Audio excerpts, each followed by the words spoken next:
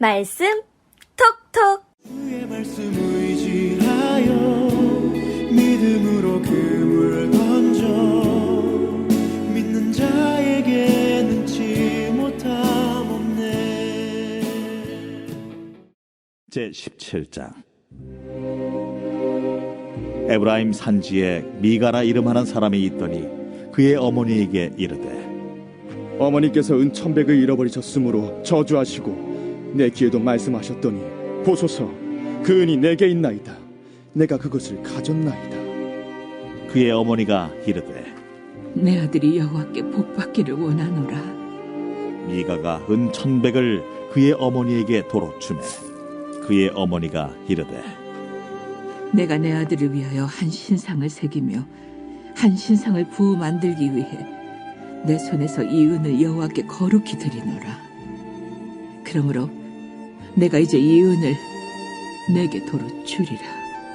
미가가 그 은을 그의 어머니에게 도로 주었으므로 어머니가 그 은 200을 가져다 은장색에게 주어 한 신상을 새기고 한 신상을 부어 만들었더니 그 신상이 미가의 집에 있더라. 그 사람 미가에게 신당이 있으므로 그가 에봇과 드라빔을 만들고 하나들을 세워 그의 제사장으로 삼았더라. 그때에는 이스라엘에 왕이 없었으므로 사람마다 자기 소견에 옳은 대로 행하였더라. 유다 가족에 속한 유다 베들레헴에 한 청년이 있었으니 그는 레위인으로서 거기서 거류하였더라. 그 사람이 거주할 곳을 찾고자 하여 그 성읍 유다 베들레헴을 떠나 가다가 에브라임 산지로 가서 미가의 집에 이르매 미가가 그에게 묻되, 너는 어디서부터 오느냐? 나는 유다 베들레헴의 레위인으로서 거류할 곳을 찾으러 가노라. 내가 나와 함께 거주하며 나를 위하여 아버지와 제사장이 되라. 내가 해마다 은 10과 의복 1벌과 먹을 것을 주리라. 하므로 그 레위인이 들어갔더라. 그 레위인이 그 사람과 함께 거주하기를 만족하게 생각했으니 이는 그 청년이 미가의 아들 중 하나같이 됨이라. 미가가 그 레위인을 거룩하게 구별하매 그 청년이 미가의 제사장이 되어 그 집에 있었더라. 이에 미가가 이르되, 레위인이 내 제사장이 되었으니 이제 여호와께서 내게 복 주실 줄을 아노라. 샬롬, 여러분 반갑습니다. 하나님께서 오늘도 좋은 날 우리들에게 주셨습니다. 건강하고 행복한 날 여러분 되셨으면 좋겠습니다. 오늘 미가라는 사람이 본문에 등장을 하는데 미가서를 쓴 선지자 미가와는 다른 인물입니다. 1, 2절의 초반에 말씀해 보니까 미가가 어머니의 돈을 아마 훔쳤던 것 같아요.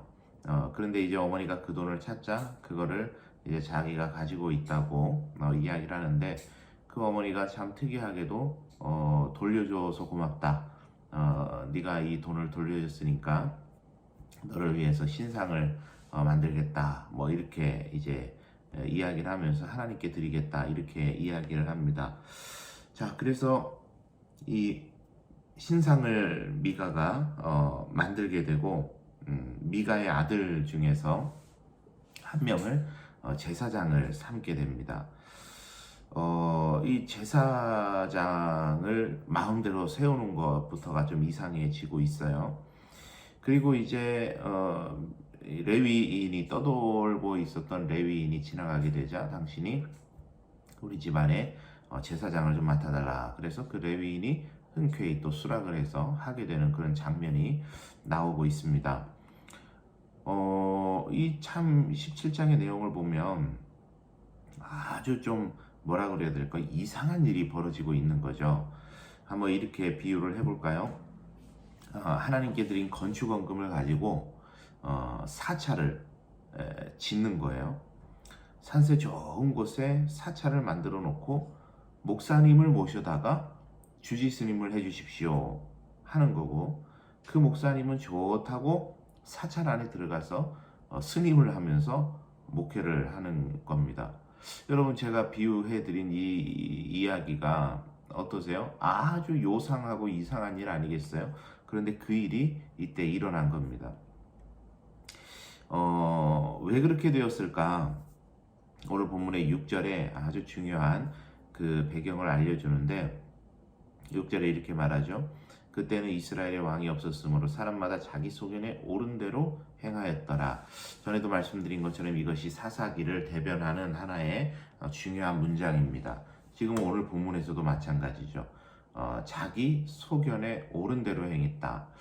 여기에서 소견이라고 하는 히브리어 원 단어가 이 눈이라는 뜻을 가진 그런 단어거든요.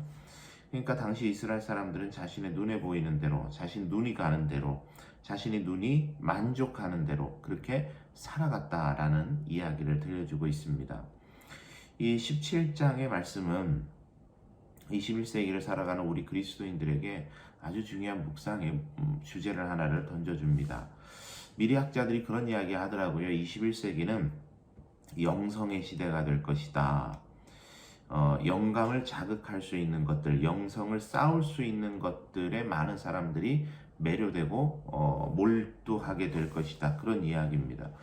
그런데 이제 혹 교계에서는 영성의 시대가 다시 도래하게 되면 기독교가 크게 다시 한번 기회를 얻고 부흥되게 될 것이다. 이렇게 해석을 하는데 반대로 다른 측면에서는 이렇게 해석도 합니다. 21세기의 영성은 종교다원주의라는 겁니다. 종교다원주의라는 건 쉽게 말하면 뭐로 가도 서울만 가면 된다. 그게 종교다원주의거든요. 어떻게든 구원받으면 된다. 종교는 하나다. 불교를 통해 구원도 있고 마호메트가 하나님이 될 수도 있고 하다못해 풀 한 포기를 놓고 기도해도 거기에 구원에 이를 수 있다. 이러한 사상이 종교다원주의거든요.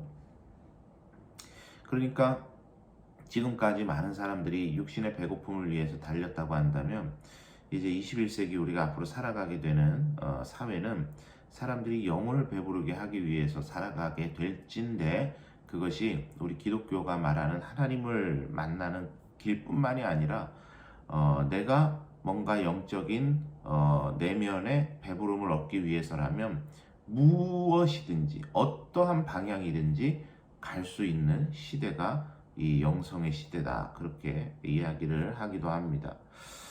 그러니까 이제 6절에 말씀하는 것처럼 자기 소견에 옳은 대로 영적인 충만을 얻고자 살아갈 수 있겠다라는 것이죠. 기준도 없고 절대 기준이 없다라는 그런 이야기입니다. 여러분 우리가 이제 이 말씀을 한번 묵상하면서 우리의 기준이 오직 하나님의 말씀이 되어야 함에 대해서 생각을 해보게 됩니다. 미가의 어머니가 너는 나 외에 다른 신을 내게 두지 말라는 하나님의 첫 번째 계명을 마음에 뒀다면 이런 실수 안 하겠죠. 미가가 너는 너를 위하여 새긴 우상을 만들지 말고 그것들에게 절하지 말아라 라고 하시는 하나님의 음성을 마음에 두었다면 이런 죄 안 짓겠죠. 그 돌아다니고 있었던 레위인이 너는 내 하나님 여호와의 이름을 망령되이 부르지 말라는 말씀을 마음에 두었다면 온갖 잡신상들이 세워져 있는 그곳에서 제사장의 역할을 감당하겠다 생각하지 않았을 겁니다. 여러분 우리가 종교다원주의 그리고 절대 진리, 절대 선, 절대 가치가 무너져가고 있는 이 시대 가운데 살아갈 때 우리가 꼭 기억해야 될 것은 하나님의 말씀을 우리 삶의 기준으로 삼고 살아갈 때 우리가 이러한 시대를 좌로나 우로나 치우치지 않고 하나님께서 주시는 은혜 가운데 살아가게 될 수 있지 않을까 생각을 합니다. 여러분 오늘 하루 살아가시면서도 자기 소견에 옳은 대로 영적인 배고픔을 채우기 위해 노력하는 것이 아니라 하나님의 말씀을 기준으로 해서 영적 배고픔, 갈급함을 채워가시는 여러분 되시고 이를 통해서 여러분의 삶을 아름답게 만들어 가시는 은혜가 있으시기를 바랍니다. 여러분 오늘 하루도 주님과 동행하시고 오늘 하루를 주님께 부탁드립니다. 내일 또 만나 뵙겠습니다.